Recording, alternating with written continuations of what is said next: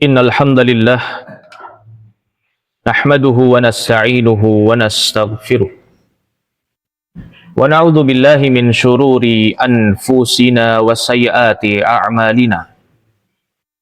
Man yahdihillahu fala mudilla lah wa man yudlil fala hadiya lah.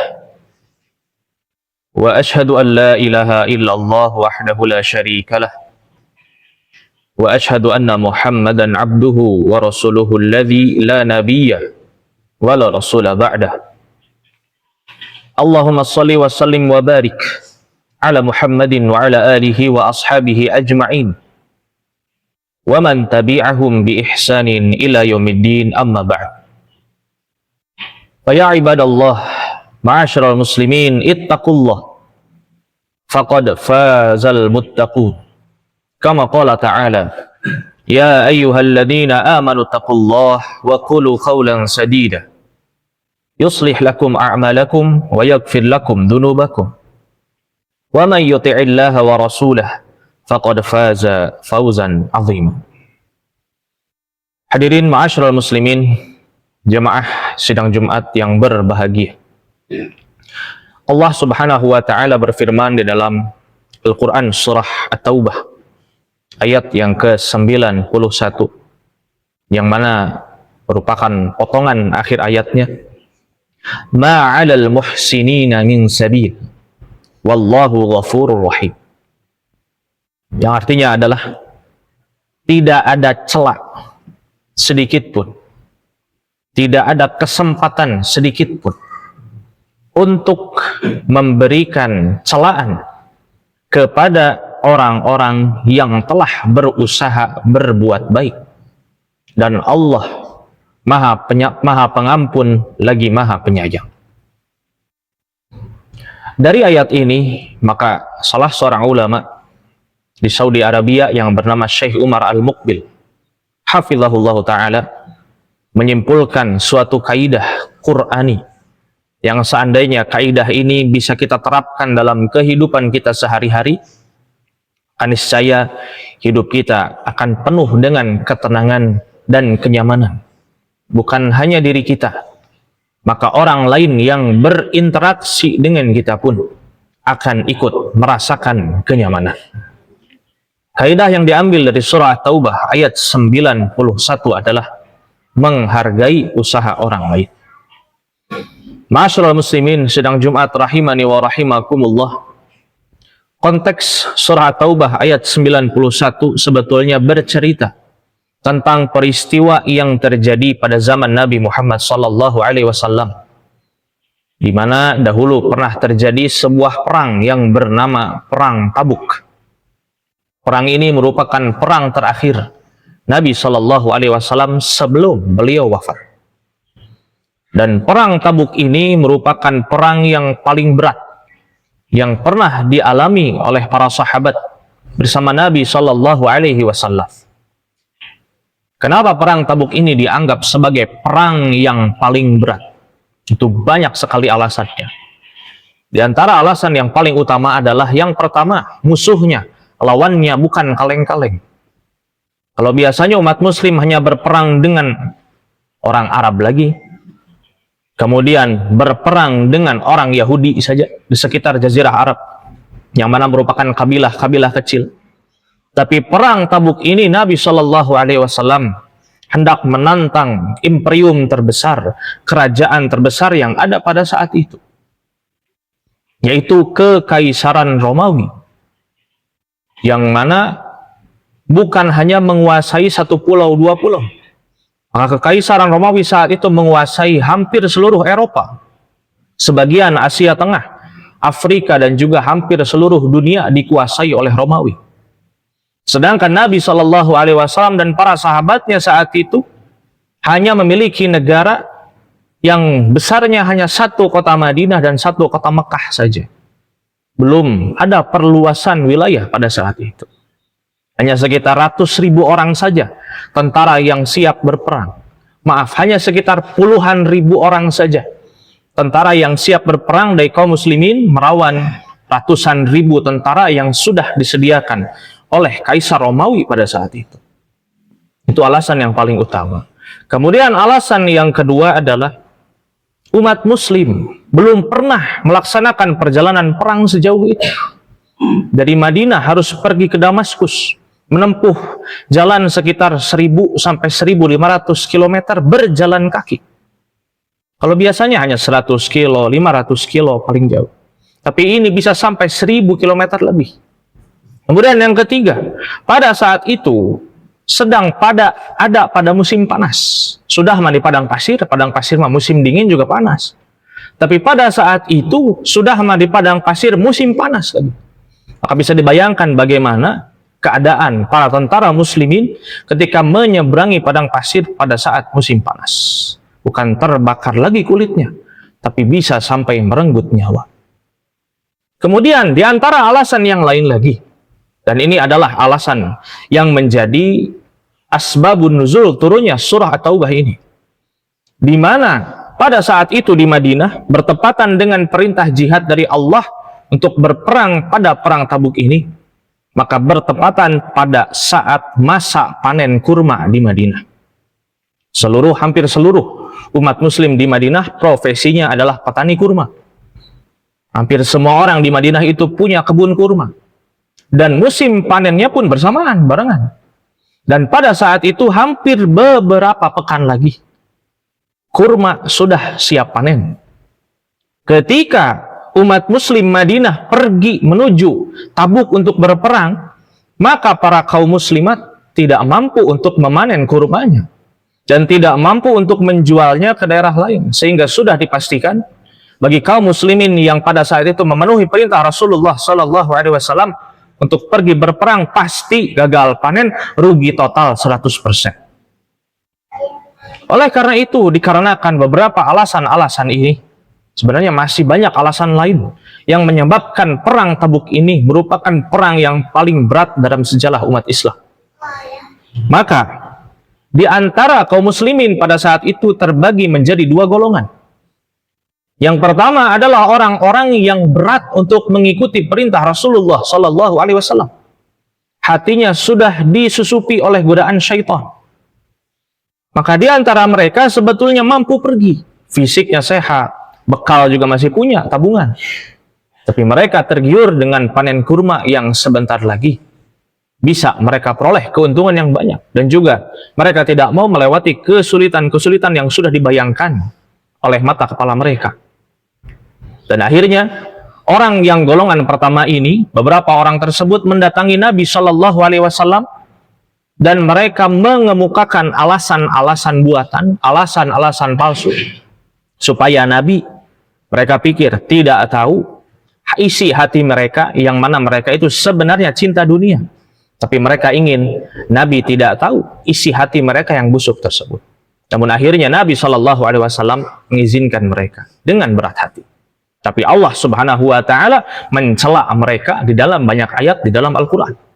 Para mukhallafin ini, para pengecut ini. Kemudian di antara kaum muslimin ada juga golongan yang kedua, di mana mereka adalah golongan orang-orang yang punya semangat untuk berjihad, punya semangat untuk memenuhi perintah Allah untuk berperang pada perang Tabuk, tapi sayang sekali mereka tidak punya kemampuan. Ada di antara mereka orang yang sakit parah. Ada di antara mereka orang yang pincang, orang yang tidak punya kaki. Kakinya hanya sebelah atau tangannya hanya sebelah karena mereka menjadi korban di perang-perang sebelumnya. Orang-orang yang matanya sudah tidak bisa melihat misalnya. Ataupun orang-orang yang mana mereka tidak punya bekal. Tidak punya baju zirah untuk berperang, tidak punya pedang, tidak punya tombak. Maka mereka mendatangi Rasulullah SAW untuk meminta bantuan seandainya Nabi punya pedang yang bisa dipinjamkan, punya tombak yang bisa dipinjamkan, punya kuda atau unta yang bisa dipinjamkan untuk mereka. Tapi apa daya, salah satu alasan kenapa perang Tabuk adalah perang yang sangat berat, pada saat itu umat muslimin pun sedang menderita krisis ekonomi.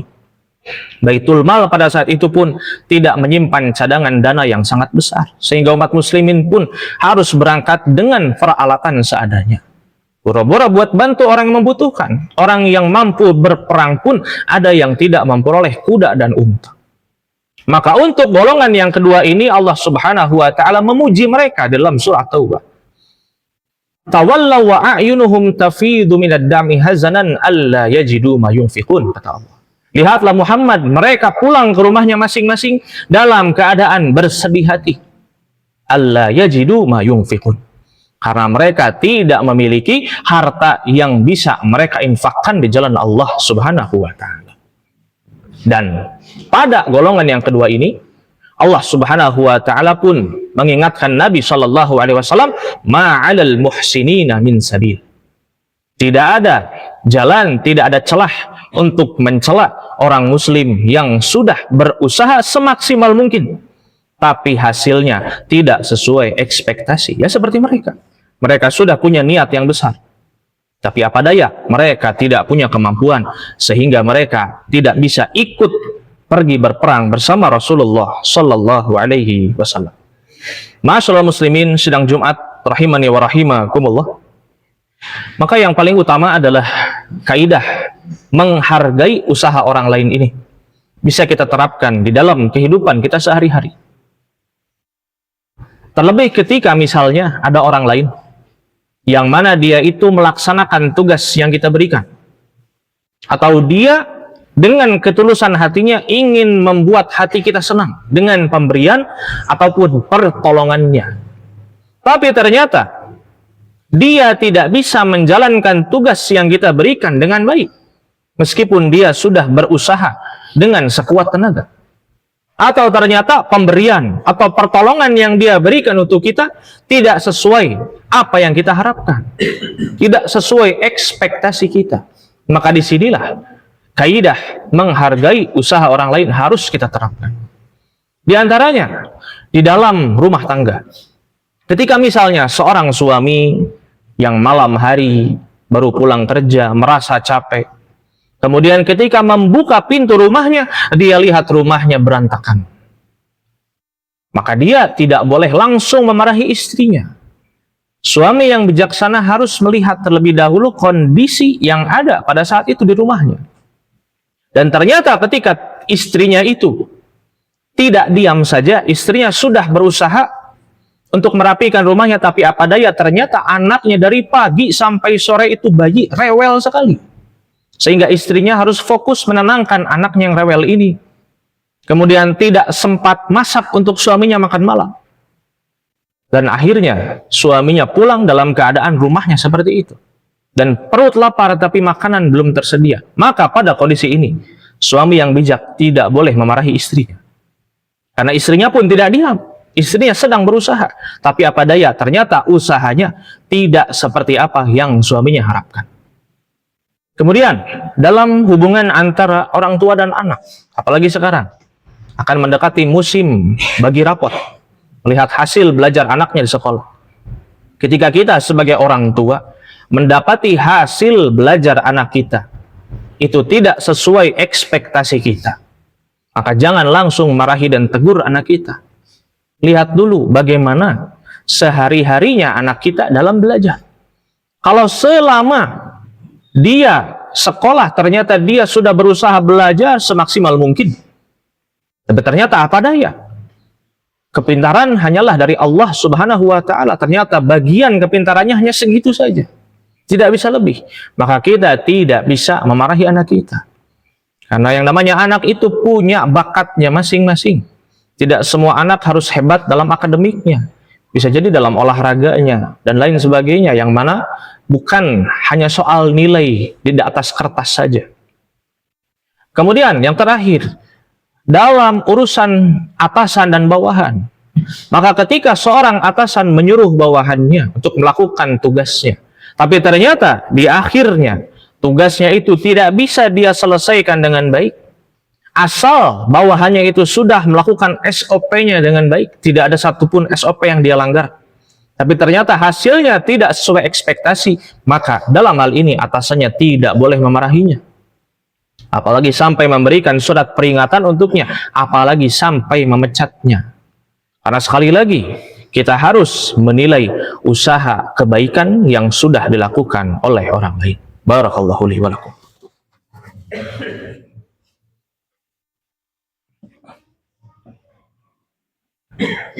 Alhamdulillahi ala ihsanih, wa syukru lahu ala taufiqihi wa amtinani. Wa ashhadu an la ilaha illallah ta'ziman li sya'ni. Wa ashhadu anna Muhammadan abduhu wa rasuluhu ad-da'i ila ridwani. Salawatullahi alaihi wa ala alihi wa ashabihi wa ikhwani. Amma ba'd. Wa ya ibadallahi ma'asyiral muslimin ittaqullah. Faqad fazal muttaqun kama qala ta'ala ya ayyuhalladzina amanu taqullaha wa kunu ma'as shadiqin. Ma'asyiral muslimin, jamaah sidang Jumat yang sama-sama berharap dimuliakan oleh Allah Subhanahu wa taala. Menghargai usaha kebaikan orang lain adalah sebuah akhlak yang mulia. Tapi sebaliknya, ketika kita memarahi, tidak menghargai hasil usaha orang lain yang dia sudah berusaha semaksimal mungkin, tapi ternyata takdirnya, hasilnya tidak sesuai dengan apa yang kita harapkan, maka itu adalah sebuah kezaliman. Ketika orang sudah melakukan sebuah usaha, maka yang dinilai itu adalah prosesnya. Adapun hasil akhirnya, semuanya apapun itu, baik dalam bab rezeki, dalam bab tugas, dalam bab apapun itu, maka hasilnya ada di tangan Allah Subhanahu wa ta'ala. Betapa banyak orang yang sudah mempersiapkan rencana dari A sampai Z-nya, tapi ketika pelaksanaannya ternyata tidak sesuai ekspektasi. Karena takdirnya ada di tangan Allah Subhanahu wa ta'ala. Maka mencela manusia yang berusaha dengan baik adalah sebuah kezaliman. Itu yang pertama. Kemudian yang kedua, bisa jadi ketika kita mencela orang yang telah berbuat baik sesuai dengan SOP-nya. Kalau dalam ibadah mah sesuai dengan apa yang Allah perintahkan dan Nabi Shallallahu Alaihi Wasallam contohkan, tapi ternyata tidak sempurna hasilnya, maka dia tidak layak dimarahi. Kalau kita marahi, bisa jadi semangatnya dalam berbuat baik akan kendor, akan putus. Dia pikir, buat apa? Saya capek-capek berbuat baik. Toh akhirnya dimarahi juga, akhirnya dia memilih untuk berbuat jahat saja sekalian. Inilah bahayanya ketika kita tidak menghargai usaha orang lain. Kemudian yang paling utama yang terakhir adalah menghargai usaha orang lain adalah bentuk kita meneladani Allah Subhanahu wa ta'ala. Bukan meneladani Nabi lagi, tapi meneladani Allah Subhanahu wa ta'ala. Karena dalam banyak hadis, terutama dalam hadis pahala baca Quran, Allah Subhanahu wa ta'ala mengganjar orang yang mahir baca Quran, dia akan senantiasa diikuti, disertai oleh para malaikat. Tapi bagi orang yang belum lancar baca Quran, Allah tetap mengganjarnya dengan pahala. Bahkan pahalanya double, 2 kali pahala dibandingkan orang yang mahir. Maka di sini Allah tidak melihat hasil. Tapi setiap yang Allah nilai dalam kehidupan kita adalah proses atau usahanya. Karena Allah tahu hasil itu ada di tangan Allah Subhanahu wa ta'ala. Sedangkan manusia hanya diperintahkan untuk berikhtiar saja. Apakah ikhtiarnya sesuai SOP atau tidak? Kalau ikhtiarnya sesuai dengan SOP-nya, maka tidak layak untuk dicela. Tapi kalau seorang manusia berikhtiar tidak sesuai dengan standarnya, tidak sesuai dengan panduannya, maka merekalah yang layak untuk ditegur, layak untuk dimarahi, bahkan layak untuk dicela. Ma'asyiral muslimin, jamaah sidang Jumat rahimani wa rahimakumullah. Demikianlah kiranya khutbah yang dapat khatib sampaikan pada kesempatan yang mulia ini. Mudah-mudahan bisa menjadi panduan bagi kita semua dalam menjalani kehidupan kita selama di alam dunia ini, dan mudah-mudahan Allah memberikan kepada kita keselamatan baik di dunia maupun nanti sampai ke akhirat. Amin rabbal alamin. Marilah kita sama-sama tundukkan hati kita kepada Allah Subhanahu wa ta'ala untuk memohon berbagai kebaikan di dunia dan akhirat. Allahumma inna nas'aluka bi anna lakal hamda la ilaha illa antal mannan badi'us samawati wal ard ya dzal jalali wal ikram ya hayyu ya qayyum.